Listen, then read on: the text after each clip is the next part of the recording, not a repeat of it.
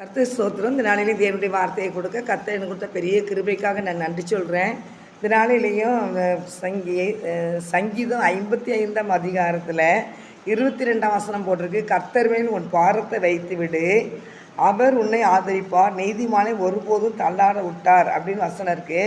அதில் கர்த்தருடைய பிள்ளைகளாகி நீங்கள் கர்த்தர் மேல் பாரத்தை வச்சுருங்க. எந்த காரியமானாலும் ஆண்டவராய் கர்த்தருக்கு மறைவானது ஒன்றுமே இல்லை. அவர் வானத்தில் இருக்கிறார், நம்ம பூமியில் இருக்கிறோம். நம்ம மேலே அவருடைய கண்கள் உலாவி கொண்டே இருக்குது. அதனால் நீங்கள் தான் வேதம் கூறுகிறது. யோவான் 14ஆம் அதிகாரம் 1 உங்கள் இருதயம் கலங்காது இருப்பதாக. நீங்கள் தேவனிடத்தில் விசுவாசமாக இருங்க, என்னிடத்தில் விசுவாசமாக ஏசுப்பா சொல்லியிருப்பாங்க.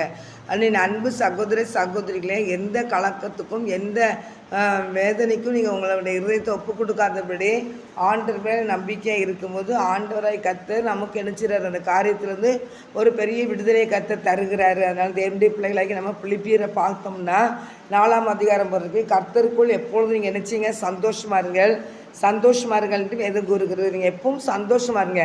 உங்கள் சந்தோஷத்தை ஆண்டவருடைய சமாதானம் சந்தோஷம் இருதயத்தில் இருக்குமானால் பிசாசு அந்த சந்தோஷத்தை பிடுங்கிறதுக்கு தான் அலைவான். எப்பவும் ஆண்டவருக்கு ஏசப்பாக்குள்ளே நீங்கள் சந்தோஷமாக இருந்தால் ஆண்டவரும் மன விருப்பத்தை அவர் நிறைவேற்றுவாருன்னு தான் பைபிளில் போட்டிருக்கு.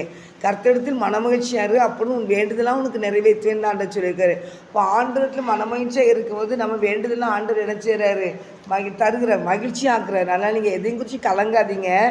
ஆண்டவர் மேலே முழு நம்பிக்கையை ஏசப்பா மேலே வச்சுருங்க. அந்த நம்பிக்கையை ஏசப்பா மேலே வைக்க விடாதபடி நிறைய காரியங்களை தடை பண்ணிக்கிட்டு தான் இருப்பான் பிசாசு. இந்த உலகத்தில் சுற்றி வாங்க தேடுறான். யாரை விழுங்கலாமோன்னு கர்ச்சிக்கிற சிங்கத்தை போல் அவன் சுற்றி வந்துக்கிட்டு இருக்கான்னு வசனம் போட்டிருக்கான். அவன் ரெஸ்ட் எடுக்கவே மாட்டான். அதனால் கர்த்தருடைய பிள்ளைகளுக்கு ஆண்டவர் சொல்லியிருக்கிறாரு, நீங்கள் பொறுமையோடு நினச்சிங்க போங்க, இப்படி காரியத்தில் நீங்கள் நினச்சிங்க பொறுமையோடு ஓடுங்கன்னு சொல்லியிருக்கிறாருமா.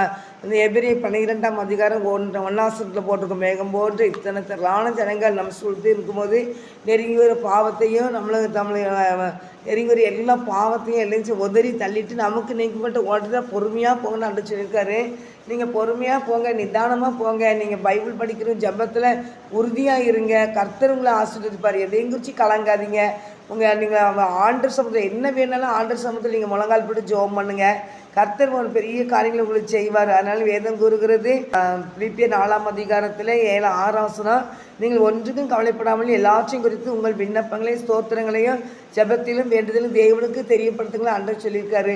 தேவனுக்கே தெரியப்படுத்துங்க எல்லா காரியத்துக்கும். அவர் மறைவானது ஒன்றுமே இல்லை. அதனால் எல்லா காரியத்திலையும் உங்களுக்கு ஜெயத்தை உங்கள் குடும்பத்துக்கு தருவார். நீங்கள் பயப்படாதீங்க, தைரியமாக இருங்க. உங்கள் எதிர்காலத்தை கர்த்தர் ஆசீர்வதிப்பார். எந்த காரியத்தை குறித்து கலங்குறீங்களோ ஆண்டவர் சமூகத்தில் வச்சுருங்க. கர்த்தர் மீது பாரத்தை வைத்துருங்க. கர்த்தர் பார்த்துக்கொள்வார். கர்த்தர் ஆசீர்வதிப்பார். ஆமென்.